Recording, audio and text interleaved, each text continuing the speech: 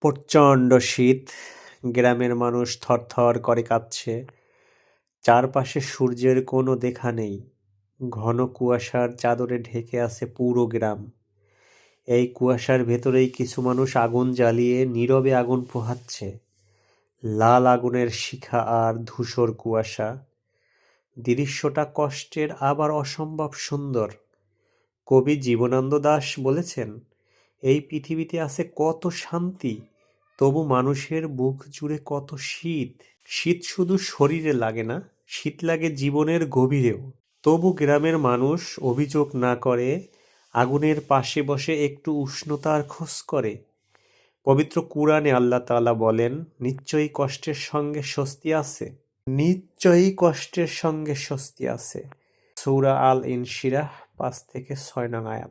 এই শীতের মধ্যেও মানুষ বিশ্বাস রাখে এই কুয়াশা কেটে যাবে, সূর্য আবার উঠবে। রাসূল সাল্লাল্লাহু আলাইহি সাল্লাম বলেছেন, তীব্র শীত জাহান্নামের শ্বাসের একটি অংশ। সহিহ বুখারী এবং মুসলিম শরীফের হাদিস।